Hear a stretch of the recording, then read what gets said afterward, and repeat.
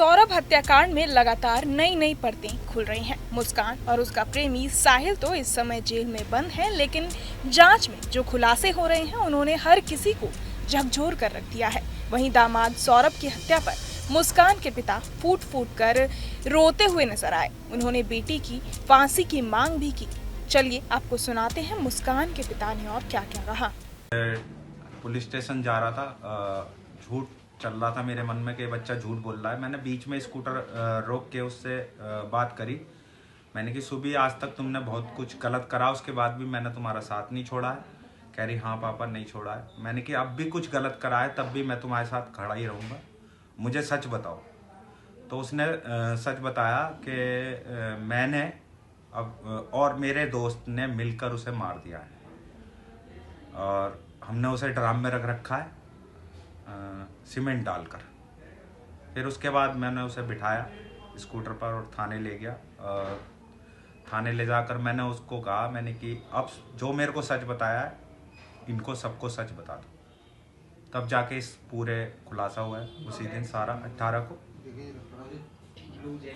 और मैं फिर कहूँगा इस फैसला जल्द से जल्द आना चाहिए और ये वाला है बेटा, इसकी सजाए मौत के अलावा उससे कुछ कम मेरे को नहीं चाहिए।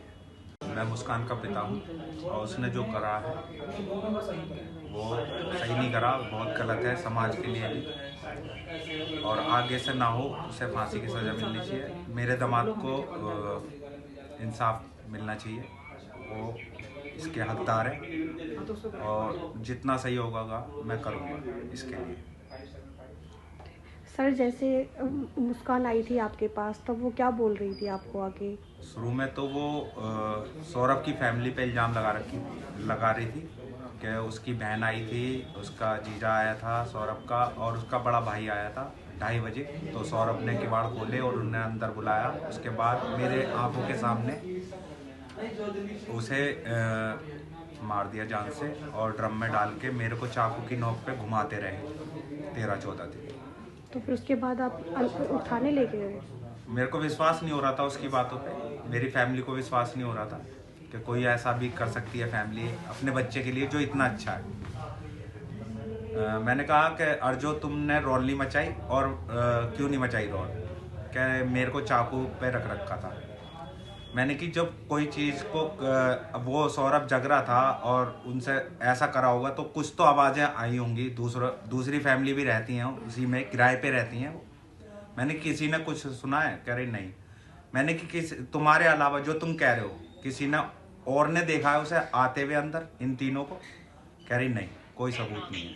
मैंने कि फिर तुम झूठ बोल रहे हो बिल्कुल, किसी ने कुछ सुना नहीं है, देखा नहीं है, जिसमें कि रात का जब वक्त होता है एक छोटी सी आवाज़ सबको सुनाई देती है।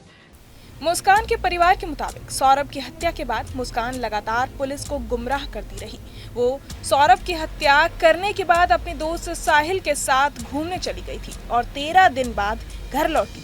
इस दौरान मुस्कान की बेटी पीहू बार बार अपने पिता के पास जाने की जिद करती रही, जिससे मुस्कान रोने लगी।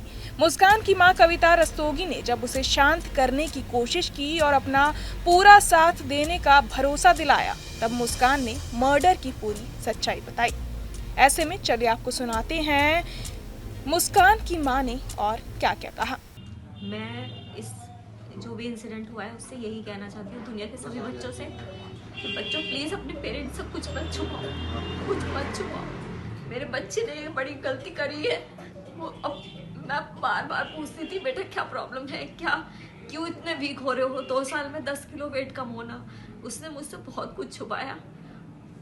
आज वही वजह है कि वो जेल में है, ब्रेन वॉश हुआ है, नशे किए हैं, क्या किया है हमें कुछ नहीं पता। अगर जरा सा भी वो हमसे कुछ शेयर करती तो शायद आज वो इस स्थिति में ना होती। तो सब दुनिया के सामने सभी बच्चों के लिए है कि प्लीज़ अपने पेरेंट्स से सब कुछ कहो। अगर कुछ गलत भी कर रहे हो तो वो भी कहो, तुम्हारे पेरेंट्स तुम्हारा साथ देंगे।